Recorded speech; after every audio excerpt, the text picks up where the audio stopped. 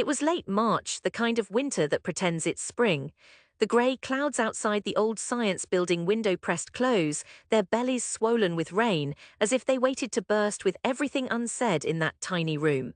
I sat, hands folded, back too straight in a creaking chair in front of the university's review committee, 5 professors I knew by reputation, a few by awkward hallway nods.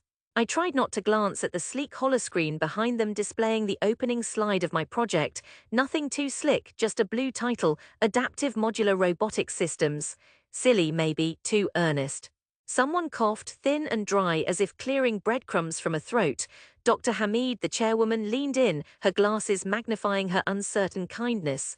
Lisa, would you begin? I started, thank you. My system is designed for adaptable home assistance, modular bots, low-cost, customizable for unique disabilities. The words blurred into each other as I explained, watching their jaws set.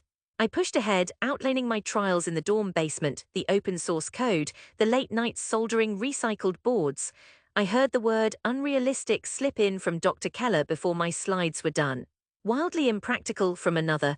I kept talking, swallowing the rejection even as it grew in the room, a fog that pressed in as tight as the winter clouds. My project, they said, lacked market realism, tested frameworks, justification for the funding. I could have fought back. Instead, I went quiet. When the session was over, Hamid gave me a tired smile, the kind you reserve for a child who bruised her knees on the playground. We appreciate your enthusiasm, Lisa, she said. The others shuffled papers, avoided my eyes. I nodded, thanked them for their time, and left. Outside on the library's worn steps, the cold hit me hard, taking my breath. I sat, gripping the edges, watching a rat dart across the patchy lawn. It didn't cry or rage at the sky, it just ran. Walking back to my dorm, I felt hollowed out, like I'd become the space between words. Silence around my name, emptiness in my chest. I could almost hear my family in my head, the neighborhood in the Bronx where I had grown up, everybody always talking at once, everyone so sure about how life should go. You're throwing it all away, my Uncle Pete said when I first brought robots up at a Sunday dinner. We got nurses, we got wheelchairs, you want to build toys. My mother kept quiet, only pursed her lips like she was biting down on all the hope she'd let sprout too soon. They never let me forget it, my robot dreams. After the committee, I stopped calling them for weeks.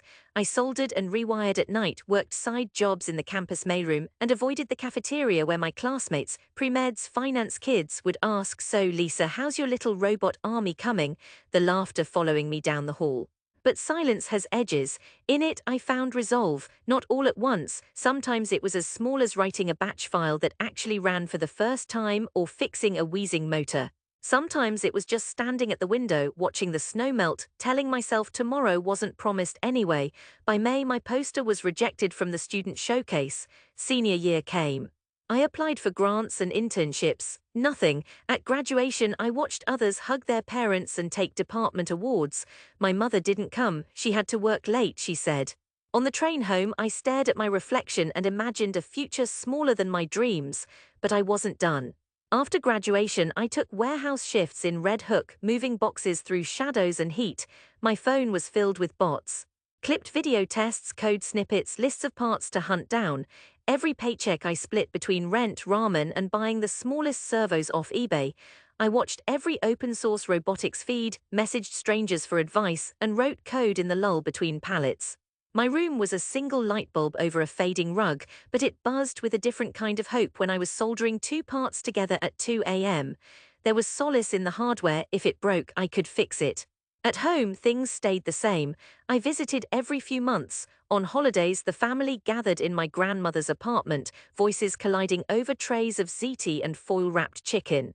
"How's the job, Lisa?" Cousin Rick asked at Thanksgiving 3 years after graduation, his mouth already smirking. "I'm working on something," I said. "You still building those robot puppies or did you start teaching?" My aunt prodded, making sure everyone heard. I smiled, but it didn't reach my eyes. "Still building." A collective snort. "Dreamer," Uncle Pete said. My mother refilled her glass, face closed.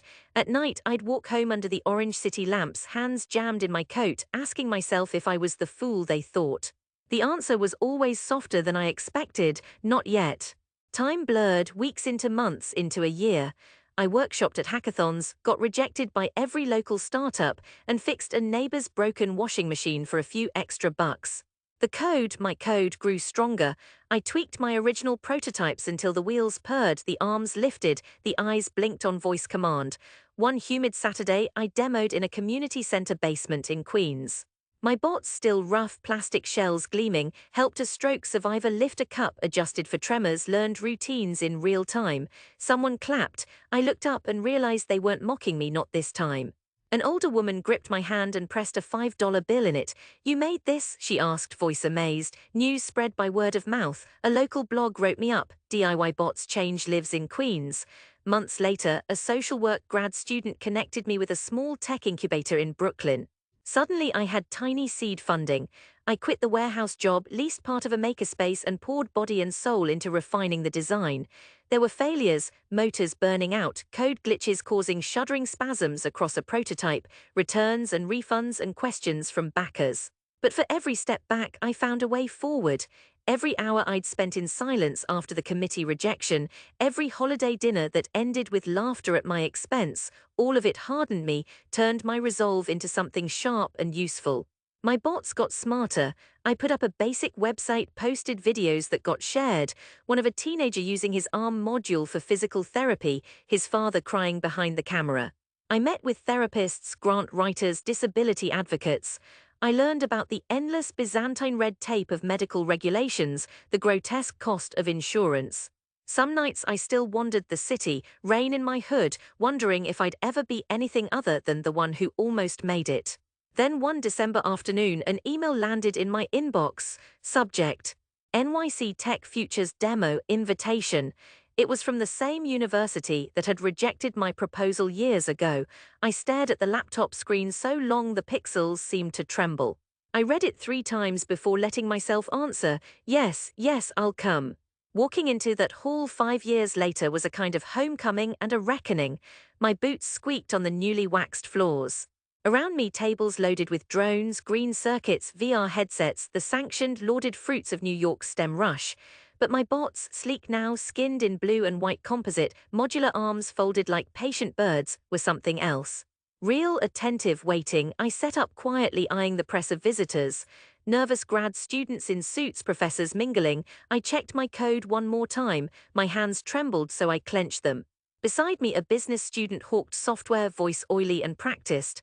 And then, inevitably, they arrived. Dr. Hamid, older but recognizable, Dr. Keller with his haughty nose in the air, and 3 new committee members I didn't know. Their badges flashed my university logo. "Welcome, Miss Calderon, is it?" Hamid read from her tablet. "It's Lisa," I said quietly. Keller's eyes drifted to my display. "What have we here?" "Another fetch your coffee experiment." Something inside me was steel now.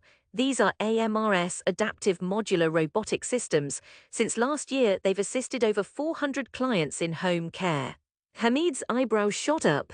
I connected the lead module to the control tablet, loaded my home trial suite, and summoned a volunteer, Janelle Martinez, a client who'd agreed to attend. She wore a faded green scarf and used a wheelchair, her arms still weak from spinal surgery. Janelle greeted the committee, soft-voiced but proud. I helped attach the wrist module's sleek blue straps, a set of sensors spanning to her ring finger. On my nod, she lifted her hand. The bot's extension pivoted onto a lightweight tray and delivered her pill bottle with easy, stable motion.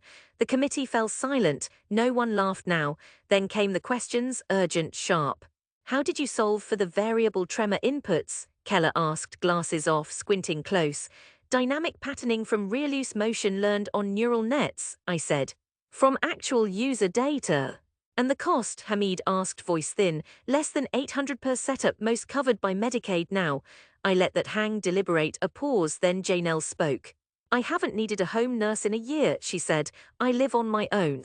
Their faces shifted, wariness dissolving into something else. Not shame, just shock, like blank paper slowly taking words. Around us, a crowd had gathered. I let them watch as Janelle's eyes shone when she poured her first cup of coffee unassisted on camera, far steadier than my early prototype. The applause wasn't for me exactly, it was for possibility made real. After the demo, the emails changed. The startups that snubbed me were asking for meetings. That old tech professor from the committee followed up. "You proved us wrong," she said. "We'd like you to mentor our innovation cohorts." But it wasn't about them anymore. That night I took the subway uptown. My mother's apartment was still filled with the warm, oily scent of garlic rice and soup simmering on the old stove. I found her on the threadbare couch watching telenovelas, blanket curled around her legs. "Ma," I said, just above a whisper. She glanced up. Her eyes widened at the white case in my hands. I sat on the floor by her feet and opened up the kit, one blue and white modular bot, slim interface, easy straps. "It's for you," I said. "What's this?" she asked, voice unsteady. I fitted it to her wrist. She'd never asked, but age had made lifting heavy pots hard, fingers sometimes knotted with pain. I showed her the autogrip, the sensor that steadied grip on a spoon. She watched, awed, and then suddenly she cried. "Lisa, you made this," she whispered, tears threading along her hands. I nodded, throat tight. She pulled me close. In that old apartment, walls cracked, lights flickering, voices of kids shouting from the street below, I felt what I'd chased all along. Not applause or vindication, but a sliver of peace. Maybe that's all success is, returning quietly after years of silence and resolve, and showing proof without a word. It's letting those who doubted touch for a moment, a dream become real.